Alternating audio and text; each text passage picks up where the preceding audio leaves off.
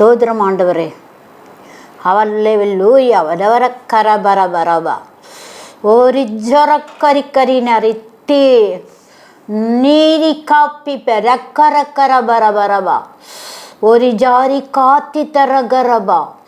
பரிசுத்தர் பரிசுத்தர் இயேசு பரிசுத்தர், பிதாவாகிய தேவன் பரிசுத்தர், பரிசுத்த ஆவியானவர் பரிசுத்தர். டோரி எம்மரக்கர தரகா ஏசப்பா ஒரு கப் பரிசுத்த பிதாவேப்பா. அல்லேலூயா. உம்மை துதிக்கிறேன் ஐயா. ஆவியானவரே உம்மை துதிக்கிறேன், ஸ்தோதரிக்கிறேன் ஐயா. ஏசு மகாராஜாவே கொடா கொடி சோதரம் ஐயா. உம்மை சோதரிக்கிறேன் அடிமையை. ஓ தத ரக ரப என்னுடைய சியத்தினாலே கத்தாவே தூரி அத்திரிக்கர வரிக்கரி நரத்தரபா. நான் வரல ஏசாப்பா, நீங்கள் என் வலது பக்கத்தில் கத்த நீங்கள் இருக்கிற தயவுக்கா கத்தாவே ஆவியானவர் பொறுப்படுத்திக் கொள்ளுகிறபடியால் ஆண்டவரே இந்த செய்தி கொடுக்க கத்தாவே நான் துணிந்தேன் சுவாமி. அப்பா ஸ்தோத்திரம் கத்தாவே. இது அநேக ஆத்துமாக்களுக்கு கத்தாவே இது பயனுள்ளதா இருக்கட்டையா. அத்தேரிக்க நீ பலப்படுத்து இயேசுவே. தாரி காரிக்கரபா ரபா ரபா ஓரிபி காத்தி தரகரகா. ஆவியானவரே பேசுங்கப்பா, அடியாளை மறைத்து கொள்ளுங்க. எல்லா துதி கன மகிமை யாவும் என் மீட்பர் இயேசுவுக்கு. ஏசு மகாராஜா மூலம் ஜெபம் கேளு ஜீவனுள்ள நல்ல பிதாவே. ஆமேன் ஆமேன். அதாவது மனுஷன் பிறக்கிறான். நான் அதுக்கு நல்ல செழிப்பாக வளர்கிறாங்க, சிலவங்க கஷ்டப்பட்டு வளர்கிறாங்க. அப்புறம் இடையிலையும் சிலர் மறிச்சிடுறாங்க, சிலர் முதுமையானு மறிக்காங்க. ஏன்னா எப்போ ஆண்டவர் ஜீவனை எடுப்பார் அப்படிங்கிறத நம்ம யாராலையும் என்ன செய்ய முடியாது, கண்டுகொள்ள முடியாது. ஆனால் மறிப்பது நிச்சயம். அந்த மறிப்பது நிச்சயத்தில் நம்ம ஆத்மா ஒரு நாள் என்ன செய்யாது, அந்த ஆத்மா தன்னை ஜீவனை தந்த அந்த தேவனிடத்தில் என்ன செஞ்சிடணும் போகிறோம். ஆத்மா அழியவே அழியாது. அப்போ அந்த அழியாத ஆத்மாவை நம்ம எப்படி நம்ம பரலோகத்துக்கு போகிறது, யாரும் அதை என்ன செஞ்சிடறதில்ல, சிந்திக்கிறது கிடையாது. அதாவது மறிச்சிருந்தாங்க, அந்த உடலை எரிக்கிறாங்க, அல்லனா அடக்கம் பண்ணுறாங்க. அந்த ஆத்மா எங்கே போகும்? நல்ல கர்த்தருக்குள்ளால வளர்ந்து ஜீவிக்கிற வளர்ச்சிக்கப்பட்ட ஆத்மாவை தூதர்கள் என்ன செய்துவாங்க, பரலோகத்துக்கு கூட்டிகிட்டு போவாங்க. எப்பவும் சந்தோஷம், எப்பவும் சமாதானம், துக்கம் என்பதே இல்லை. ஆனால் துன்மார்க்கமாய் வாழ்ந்து தேவனை ரட்சிப்பை அறியாமல் பாவத்திலே மடிகிறவங்க பிசாசு என்ன செஞ்சிரும், அவங்க ஆத்மாவை நரகத்துக்கு கொண்டு போயிடும். அங்கே என்ன செய்யுமா, அக்கினி அவியாமல் புழு சாவாமலும் இருக்கும் அப்படின்னு சொல்லி வேதத்தில் சொல்லி இருக்கிறது. அக்கினி கடல், அதாவது புழு சாவாது, அக்கினி அமிழ்ந்து போகாது, எரிஞ்சுக்கிட்டே இருக்கும். அக்கினியும் கந்தகமும் எரிகிற கடலில் வெளிப்படுத்தின விசேஷத்தில் இருக்குது. அப்போ இந்த உலகத்தில் நம்ம எவ்வளவு சந்தோஷத்தை அனுபவிப்போமோ, அது கர்த்தருக்கு பிரியமில்லாத காரியங்களை நம்ம செய்யும்போது அந்த ஆக்கினை தான் நமக்கு கிடைக்கும். இதை மனுஷங்க யாருமே உணர்தலை. மனுஷன் அதை அறியான், மூடன் அதை உணரான் அப்படின்னு சொல்லி வேதத்தில் இருக்குது. ஆனால் பாவம் செய்யாத ஆத்மா இல்லை. எல்லாரும் பாவம் செய்து வழி விலகி கெட்டு போனாங்க. நன்மை செய்கிறவன் ஒருவனும் இல்லை, ஒருவனாயிலும் இல்லை அப்படின்னு வேதம் சொல்லுது. நம்ம செய்த பாவம் நம்ம வாசப்படியில் என்ன செஞ்சுமா படுத்திருக்குமா. எண்ணாகமம் 32:23 பாவம் உன் வாசப்படியில் படுத்திருக்கும் அப்படின்ட்டு. அப்போ நம்ம என்ன செய்யணும்? பாவம்னா என்ன? எல்லா விதமான அநீதியும் பாவம்தான். 1 யோவான் 5:17 சொல்லப்பட்டிருக்கு. அப்புறம் இந்த சட்டத்தை மாற்றுவது, நன்மை செய்ய அறிந்திருந்தும் அதை செய்யாமல் போனால் அது பாவம். மத்தேயு 23:23 என்ன செஞ்சிருக்கு சொல்லப்பட்டிருக்கு. அதாவது நன்மை செய்ய அறிஞ்சிருந்தும் அதை நம்ம செய்யாமல் போனால் அது நமக்கு என்னதான்? பாவம்தான். அதுக்கடுத்து தீய நோக்கம் பாவம். சொற்களின் மிகுதியினால் பாவம் இல்லாமல் போகாது. ஒருத்தங்கிட்ட பேசிக்கிட்டு இருக்கும்போது நிறைய பொய்யெல்லாம் வாயில் என்ன செஞ்சிடும்? வந்துடும். அது பாவத்தை பிறப்பிக்கும். அப்போ அதிகமாக நம்ம பேசும்போது என்ன வந்துடும்? அதில் பாவம் வந்துடும். அப்போ நீதிமொழிகளில் இருக்குது 4:21 சொற்களின் மிகுதியினால் பாவம் இல்லாமல் போகாது. இதுக்கு வேதாகமத்தில் மோசேயின் நியாயப்பிரமாணம் இருக்கு. பழைய ஏற்பாட்டில் 10 கட்டளைகளுமே ஆண்டவர் கொடுத்துருக்கிறாரு. மோசே மூலமாய் 10 கட்டளை இருக்கு. அது எல்லாருக்குமே தெரியும். அந்த கற்பனைகள் மீறுவது பாவம். இருதயத்தை காத்து கொள்ளணும். இந்த பாவமெல்லாம் அதாவது செய்யாதபடி, ஏன்னா நிறைய பாவம் இருதயத்தில் இருந்து தான் பிறக்குது. நீதிமொழிகள் 4:23 இருக்கு. இந்த இருதயத்தில் இருந்து அந்த பாவம் என்ன செய்யும்னா என்னெல்லாம், அதாவது இச்சை, பெருமை, பொறாமை, வஞ்சனை, பொருளாசை, இது எல்லாமே என்னதான்? ஆவியானவருக்கு விரோதமான பாவம். அதுலேயும் தெரிந்து செய்தவர்களுக்கு அநேக அடிகள் அடிக்கப்படும்னு வேதம் சொல்லுது. அநீதி எல்லாம் பாவம்தான். இச்சை, ஒரு ஸ்திரியை இச்சையோடு பார்க்கிற எவனும் அவளோட விபச்சாரம் செய்தாயிற்று. கண்களின் இச்சை. இப்போ பார்த்தா இது சகஜமாக நடக்குது. செல்ஃபோனில் ஒவ்வொரு வாலிபர்களும் அசிங்கமான என்ன இது வருது அதைத்தான் என்ன செய்தாங்க பார்க்குறாங்க. பார்த்து அவங்க உள்ளத்தில் இச்சை வருது, விழுந்துருந்தாங்க. தன்னை கட்டுப்படுத்த முடியாமல் விழுந்துருந்தாங்க. கடைசியில் அது என்ன செய்யுது? மரணத்தையே பிறப்பிக்குது சில நேரத்தில். இவங்களுக்கு ஆரம்பத்தில் தெரியாது. சந்தோஷமாக அவங்க என்ன செய்வாங்க? நினச்சிக்கிட்டு இருப்பாங்க. முடிவில் அது என்ன செய்யுது? எப்படி முடியுது அப்படிங்கிறதுல சில பெண்கள் என்ன செய்தாங்க? தற்கொலை பண்ணிக்கிடுதாங்க. சில ஆண்கள் கொலை செய்யப்படுறாங்க. சிலர்லாம் அவங்களே ஒருத்தருக்கு ஒருத்தர் குத்தி கொண்டுக்கிடுறாங்க. பாவத்தின் சம்பளம் மரணம். வாலிபனே, உன் இளமையிலே சந்தோஷப்படு. உன் இளமை உன்னை பூரிப்பாகட்டும். ஆனாலும் இவை எல்லாவற்றின் நிமித்தமும் தேவன் உன்னை நியாயத்தில் கொண்டு வந்து நிறுத்துவார் என்பதை அறி. கர்த்தருடைய கண்கள் மனிதனை பார்க்கிறது, அவருடைய இமைகள் அவனை சோதித்தருகிறது. இருதயத்தில் இருந்துதான் பொல்லாத சிந்தனை. அதாவது இப்போ நம்ம என்ன பார்த்தோம் அப்படின்னு சொன்னால் இச்சை, அது தங்கிட்ட பெருமை. அதாவது நமக்கு ஈடு என அவன் கள்ளத்தனமாக பணத்தை சம்பாதிச்சு வச்சுருப்பான். அந்த பண பெருமை, அழகு பெருமை. அது என்ன செஞ்சுருவாங்க? பேச்சு, நான் தான் ரொம்ப பேச்சல்னா ரொம்ப பெருமை. கிட்ட பொறாமை. ஒருத்தன் வாழ்கிறது ஒருத்தனுக்கு என்ன செய்யலை, பிடிக்கலை. எப்படியாவது அவனை கவிழ்த்துறணும் அப்படின்னு சொல்லி என்னெல்லாமோ பண்ணுறாங்க.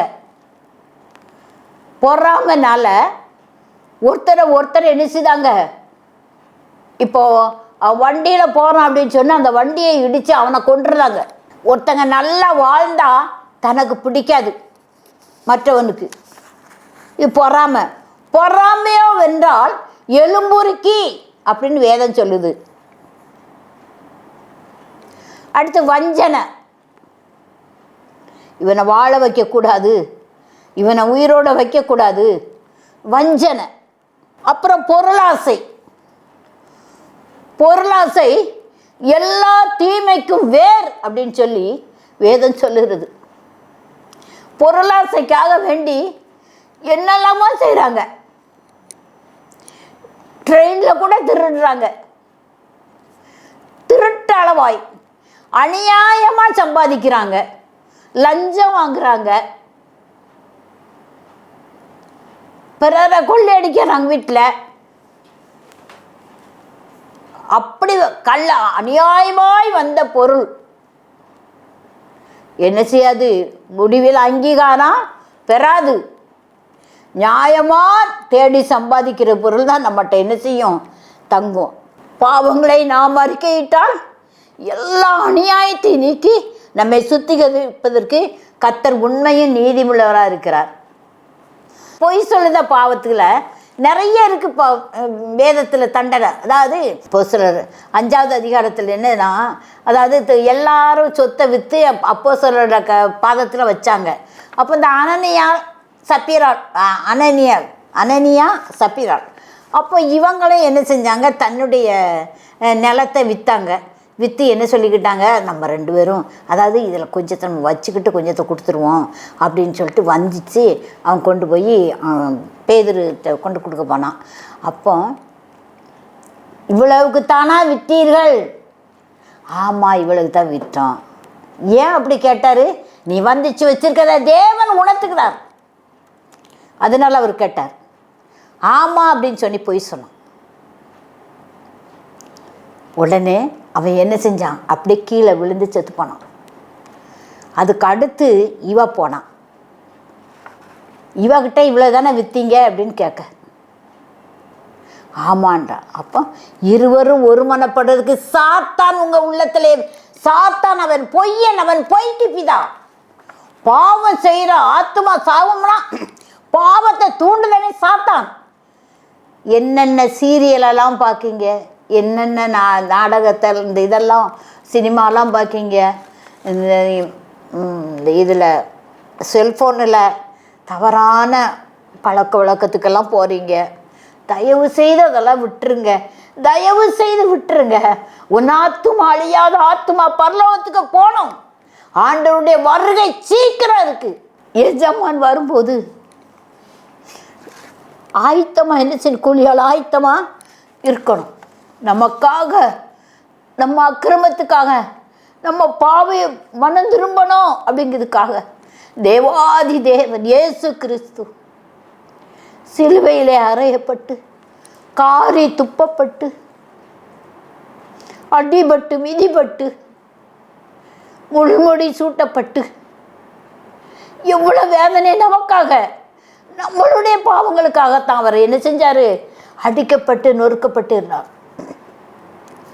ஆனால் அதை எண்ணாமல் போனோம் அப்படின்னு சொல்லி வேதம் சொல்லுகிறது. அப்படி இருந்த அந்த தேவன் உயிர்த்தெழுந்த இரட்சகர் அந்த சிலுவையில் தொங்கும் போது கூட என்ன சொன்னார், பிதாவே இவர்களுக்கு மன்னியும் சொன்னார். எவ்வளவுதான் நம்ம தப்பு பண்ணினாலும் ஆண்டவர்கிட்டப்பா மன்னிச்சிருங்கப்பா, இனி நான் அந்த பாவம் செய்ய மாட்டேன் அப்படின்னு சொல்லி ஆண்டவர்கிட்ட போகும்போது அவருடைய இரத்தம் சகல பாவங்களை நீக்கி நம்மை சுத்திகரிக்கும். சிலுவையில் சிந்தின இரத்தம் நம்ம பாவங்களை நீக்கி நம்ம சுத்திகரிக்கும். அதாவது என்னிடத்தில் வருகிறவனை நான் புறம்பே தள்ளுவதில்லை அப்படின்னு ஆண்டவர் சொன்னார். அதாவது இவர் என்ன செஞ்சாருன்னா, யோசுவா அழுக்கு வஸ்திரம் தரிச்சிருந்தாராம். அப்போ பிசாசு அவர் அழுக்கு வஸ்திரம் தரிச்சா பிசாசு நிற்பான் பக்கத்தில். ஆண்டவர்கிட்ட என்ன, பரிசுத்தம் இல்லாமல் ஒருவனை தேவனை தரிசிக்க முடியாது. உடனே சொல்கிறாரு, அந்த நீ அழுக்கு வசதி இவனுடைய வஸ்திரத்தெல்லாம் என்ன செஞ்சுருங்க, களைஞ்சி போட்டு புது வஸ்திரம் கட்டுங்க. எல்லாம் புது வச்சு தலையில் இது சூடி அப்படி அவரை யோசுவா அந்த மாதிரி ஆண்டவர் அந்த யோசுவாவை மாற்றின மாதிரி நம்ம பழைய அழுக்கு கந்தை பாவம் அக்கிரமம் பிசாசு அவன் பொய்க்கு பிதா அவன் பரலோகத்துக்கு போகிறதெல்லாம் தடுக்கிறவன். இப்போ பழையவைகள் ஒளிந்து போயின, எல்லாம் புதிதாயின. பழைய பாவங்களை எல்லாம் நம்ம ஆண்டவர்கிட்ட அறிக்கையிட்டு, பாவங்களை நாம் அறிக்கையிட்டால் எல்லா அநியாயத்தையும் நீக்கிடுவார். எல்லா அநியாயத்தையும் நீக்கி இருக்கார். உண்மையும் நீதியும் உள்ளவராக இருக்கிறார். நம்ம உலகத்தில் வாழ்றது கொஞ்ச நாள். எவ்வளவு வேதனை, எவ்வளவு அந்த இந்த செல்லை அப்படியே பார்த்துக்கிட்டு இருக்கிறதுனால ஹார்ட்டு பாதிக்கும், கேன்சர் வரும்னு சொல்கிறாங்க. ஆனால் யார் அதை கேட்குறாங்க? அடிக்கடி கடிந்து கொள்ளப்பட்டும் தன் பிடரியை கடினப்படுத்துகிறவன் சகாயமின்றி சடுதியிலே நாசமாவான். சிம்சோனை அருமையாக ஆண்டவர் படைச்சார், பலம் கொடுத்தாரு. அவன் பிறக்கும்போது நசரே.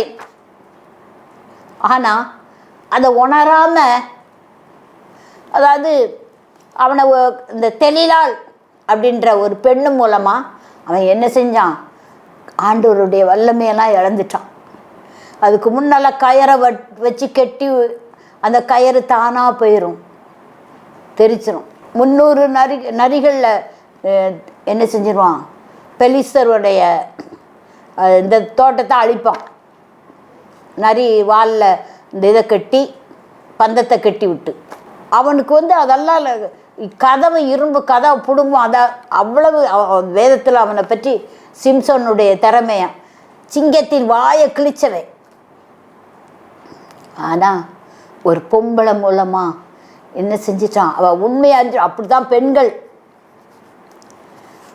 ஆண்கள் ஜாக்கிரதையாக இருக்கணும். எப்படியாவது அறிஞ்சு, உண்மையை அறிஞ்சு நான் வஞ்சகப்படுத்தி சில பெண்கள் என்ன செய்தாங்க? அந்த பழகுனவங்களை கொண்டு போடுதாளுங்க. வஞ்சிச்சு. நம்பாதீங்க. எல்லா வாலிபர்களும் கர்த்தருக்குள்ளால இருக்கணும். வாலிபன் தன் வழியை இதனாலே சுத்தம் பண்ணுவான், வசனத்தின்படி தன்னை காத்து கொள்ளுகிறதினால் தானே. கர்த்தருடைய வேதத்தின்படி நடக்கிற உத்தம மார்க்கத்தார் பாக்கிய ஒப்பு கொடுங்க. ஏசப்பாட்ட ஒப்பு கொடுங்க. மனம் திரும்புங்க. ஆண்டவர் எதிர்பார்த்து இருக்கிறார். என் பிள்ளை திருந்த மாட்டானா? என் மகா திருந்த மாட்டாளா? இந்த விபச்சார வேசித்தனத்திலிருந்து திருந்த மாட்டாளா? இந்த பொய் களவுல இருந்து திருந்த மாட்டானா? இந்த கொலபாதகத்தில் இருந்து திருந்த மாட்டானா? ஹல்லேலூயா. இந்த கோபத்தில் இருந்து மனம் திரும்ப மாட்டானா? கர்த்தரை தேடுகிறவர்களுக்கோ ஒரு நன்மையும் குறைவிடாது.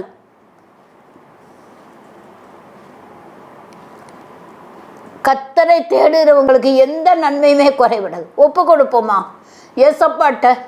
உன் ஆவி, ஆத்மா, சரீரம் அழிஞ்சு போட இந்த உடம்பு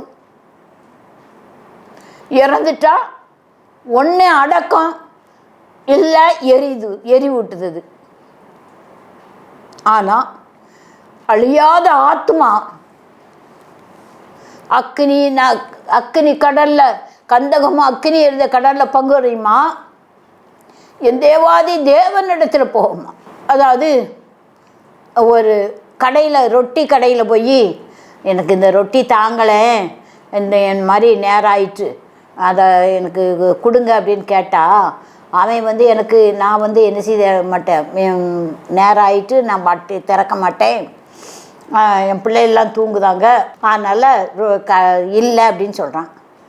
ஓயாமல் கேட்கும்போது இவன் இதை தொந்தரப்படுத்துதானே, இவனை கொடுக்கலன்னா போகமாட்டான் போல் அப்படின்னு நினச்சி அந்த தொந்தரப்படுத்தானேங்கிறதுக்காகவாது அவன் ரொட்டியை கொடுப்பான். மனிதனை, தேவனுக்கு பயப்படாதவனும் மனிதனையும் மதியாதவன்மாருக்க ஒரு அநியாயம் மாற ஒரு நியாயாதிபதி ஒரு விதவை போய் என் காரியம் எனக்கு நியாயம் கொடுங்களே அப்படின்னு கேட்கா. அவன் மனிதனை மதிக்க மாட்டாதவன். ஆனால் இவன் ஓயாமல் போய் தன் காரியத்தை எனக்கு நியாயம் கொடுங்க அப்படின்னு. அப்போது அவன் என்ன செய்வான்? நம்மளை ஓயாமல் தொந்தரப்படுத்தாலேங்கிறதுக்காகவாது அவளுக்கு நியாயம் செய்வான். நம்ம அப்படி இல்லை. இரக்கமும் மன உருக்கமும் நீடிய சாந்தமும் மிகுந்த கிருபையும் உள்ளவர். ஒரு அநியாயமான ஒரு அந்த நியாயாதிபதியே இறக்கப்பட்டு ஓயாமல் சொன்னது நிமித்தமாக இறக்கப்பட்டு அவளுக்கு நியாயத்தை விசாரிப்பானே. அப்போ தேவாதி தேவன் உங்களுக்காக மரித்து உயிர்த்த அந்த இரட்சகர் இயேசு கிறிஸ்து என் பிள்ளை எப்போ வருவான் அப்படின்னு சொல்லி ஏங்கி தவிச்சுக்கிட்டு இருக்க. என் பிள்ளை மனம் திரும்ப மாட்டானா? மனம் திரும்புவதற்கு ஏற்ற கனிகளை கொடுங்கள். இந்த உலக நிலையற்றது. இன்னும் வேதத்தில் நிறைய இந்த ஆசாராஜா அவங்களாம் எப்படி கஷ்டப்பட்டாங்க. ஊசியா அவன் நெத்தியில் குஷ்டம் வந்துச்சு. அதே மாதிரி இந்த எலிசாவுடைய வேலைக்காரன் பொய் சொல்லி இந்த இதெல்லாம் வாங்கிட்டு வந்தது. எனக்கு பொய் இந்த மாதிரி ஆட்கள் வந்திருக்காங்க, எனக்கு இவ்வளோ கொடுங்க. நாகமான் குஷ்டரோகம் சுகமாகி போகும்போது இவன் கேயாசி மட்டும் என்ன செஞ்சான்? இவர் நாகமான் எலிசா நான் எதையுமே வாங்க மாட்டேன், நீ இவர் நாகமான் கொடுத்ததெல்லாம் வேண்டான்னு சொல்லிட்டாரு. ஆனால் இதை கேயாசி என்ன நினச்சா, இவர் வாங்க மாட்டேக்கார், நம்மளாவது வாங்கிக்கிடுவோமே அப்படின்னு நினச்சி அவருக்கு தெரியாமல், எலிசாவுக்கு தெரியாமல் திடீர்னு மாறி போய் இந்த மாதிரி இப்போ தான் புதுசாக 2 பேரும் வந்தாங்க, அவங்களுக்கு மாற்று வஸ்திரம் அதெல்லாம் கொடுக்க வேண்டியது இருக்குது, அதை கொடுங்க அப்படின்னா அவர் என்ன செய்தார்? நாகம்மா நிறையா வாரி கொடுக்கான். இவன் கொண்டு போய் வீட்டில் கொண்டு வச்சுட்டு எலிசாட்ட வாரான். நீ எங்கேருந்து வர? தேவனுடைய பிள்ளைகளுக்கு தேவன் வெளிப்படுத்துவார் ஒவ்வொரு காரியத்தையும். கேயாசியே நீ எங்கேருந்து வர? அடியா நீ எங்கேயுமே போகலையே அப்படின்னு பொய். அப்போ நீ இப்படி இருக்கும், என் உள்ள உன்னோட இணையலையா? பொய் சொல்லி ஏமாத்தினான். அந்த நாகமானுக்குடைய குஷ்டம் ஒன்னே பிடிக்கும் அப்படின்னு அந்த குஷ்டம் அந்த கேயாசி என்ன செஞ்சிட்டு பிடிச்சிட்டு மரணம் மட்டும் அவன் என்ன செஞ்சான்? குஷ்டரோகியாக இருந்தான். அதனால் பாவத்துக்கு தண்டனை, பாவம் மன்னிப்பு ஏசப்பாட்ட பெறலைன்னு சொன்னால் கட்டாயம் தண்டனை அனுபவிச்சு எதை விதைக்கிறானோ அதையே அறுப்பான். மனம் திரும்புவோம். ஏசப்பா நிச்சயமாக நம்ம பாவம் எப்படிப்பட்ட ரத்தாம்பர சிவப்பாக இருந்தாலும் அதை பஞ்சை போல வெண்மையாக்குறார். ரத்தாம்பர சிவப்பாய் பாவம் இருந்தாலும் அதை பஞ்சை போல வெண்மையாக இருக்கும். வாலிபனே, பச்சார கள்ளரே, வாலிப பிள்ளைகளே மனம் திரும்புங்க. பெரியவங்களே மனம் திரும்புங்க. லஞ்சம் வாங்குது அதிகாரிகளே மனம் திரும்புங்க. அந்த பணம் ஒன்றுக்கும் ஆகாது. நீ லஞ்சம் வாங்கி சேர்த்த பணம் ஒன்றுக்கும் ஆகாது. உன் மனச்சாட்சிப்படி நீ வேலை செய்யணும். உன் நாட்கள் நீடித்திருக்கணும் அப்படின்னு சொன்னான். நீ உண்மையும் உத்தமமாய் நீ என்ன செய்யணும்? உன்னுடைய வேலையில் நீ கவனமாக இருக்கணும். ஆண்டவர் பார்க்குறாரு. தேவன் ஒவ்வொரு காரியத்தையும் அவர் பார்க்குறாரு. ஆண்டவருடைய கண்களுக்கு மறைவானது ஒன்றுமில்லை. இது கடைசி காலம். தேவனுடைய வருகை வருகிறது. அவருடைய ரகசிய வருகையில் எடுத்துக்கொள்ளப்படணும். 2 பேர் வயலில் இருப்பார்கள். ஒருவர் ஏற்றுக்கொள்ளப்படுவார், ஒருவர் கைவிடப்படுவார். என்று சிறு எந்திரம் அடைப்பாள். ஒருவர் ஏற்றுக்கொள்ளப்படுவாள், ஒருவர் கைவிடப்படுவார். அதான் ரகசிய வருகையில் எடுத்துக்கொள்ளப்படணும். அதனால ஆண்டவருடைய வருகைக்கு ரகசிய வருகையிலே நம்ம எடுத்துக்கொள்ளப்படுறது தான் நல்லது. அதுக்கடுத்து அவருடைய 2வது வருகை நம்ம ஆயத்தமாக இருக்கணும். மணவாளன் எப்போ வருவாருன்றது யாருக்கும் தெரியாது. அவர் நேரத்தை நம்ம அறியலை. திருடன் வருகிற விதமாய் வரும் அப்படின்னு. ஒரு திருடன் இன்னைக்கு நம்ம வீட்டுக்கு வருவான் அப்படின்னு சொல்லி நமக்கு தெரியுமா? தெரியாது. அந்த விதமாக ஆண்டவருடைய வருகை வரும். எச்சரிக்கையாக இருந்து மனம் திரும்பு. நீடி அழியாத ஆத்துமா. அங்கே மரணமும் இல்லை, ஒன்றும் இல்லை. பரலோகத்தில் எல்லாமே தேவதூதரை போல இருப்பாங்க. ஆத்துமா அழியாது, சரீரம் மட்டும்தான் அழியும். எரியும் போது அது உருப்படாமல் போயிடும், அடக்கம் பண்ணும்போது அது செமிச்சு போயிடும். அழியாத ஆத்மாவுக்காக நித்தியமாக நம்ம வாழ போகிற அந்த வாழ்க்கைக்காக நம்ம ஒரு நாளாவது கவலைப்பட்டிருக்கோமா? மனம் திரும்புங்க. எல்லா அநியாயத்தை நீக்கி நம்மளை சுத்திகரிப்பார். தேவாதி இயேசு கிறிஸ்து நமக்காக, நம்மளுடைய அக்கிரமங்களுக்காக தான் அடிக்கப்பட்டார், நொறுக்கப்பட்டார், வாதிக்கப்பட்டார். அதனால் மனம் திரும்புங்க. இயேசுவை சொந்த இரட்சகராக ஏற்றுக்கொள்ளுங்க. என ஜீவனோடு இருக்கிறவர் அவர் ஒருவர் தான். ஜீவனோடு இருக்கவங்ககிட்ட நம்ம என்ன கேட்டாலும் கிடைக்கும். நானே வழியும் சத்தியமும் ஜீவனுமா இருக்கிறேன், என்னால் அன்று ஒருவனு பிதாவினிடத்து வரான்னு சொல்லியிருக்காரு. அதனால் அந்த இயேசுவை நம்ம நோக்கி பார்ப்போம், மனம் திரும்புவோம், அவருடைய ராஜ்யத்தில் நம்ம பங்கு பெறுவோம். தேவன் தாமே இதை ஆசீர்வதிப்பாராக. ஆமென். ஹல்லேலூயா, ஹல்லேலூயா. அப்பா, இரக்கமுள்ளவரை உம்மை தோத்திரம் ஐயா, உமக்கு சோதரம் ஐயா, கோடி சோதரம் ஐயா. அப்பா, இதோடு இடைப்பட்ட தயவுக்காய் உமக்கு சோதரம் ஐயா. இதை கேட்குற அனைவரும் அப்பா, ஆத்துமாக்களை கொள்ளை பொருளாய் கொடுங்கப்பா. கத்தாவே, அழிஞ்சு கந்தகம் அக்கினி இருந்த கடையில் பங்கடைவது சித்தமல்லப்பா, உங்களுக்கு சித்தமல்லப்பா. மனம் திரும்புகிறத விரும்புகிற தேவன் ஆண்டவரே, பாவங்களை மன்னிங்க ஆண்டவரே. ஸ்தோத்திரம். பாதுகாத்து கொள்ளுங்க. அநேகருக்கு இது பிரயோஜனமாக இருக்கட்டும், பயனுள்ளதாக இருக்கட்டும். எல்லா துதி கன மகிமையெல்லாம் என் மீட்பர் இயேசு ஒருவருக்கே. மீட்பர் இயேசுவின் மூலம் ஜெபம் கேளு, ஜீவன் உள்ள நல்ல பிதாவே. ஆமேன், ஆமேன்.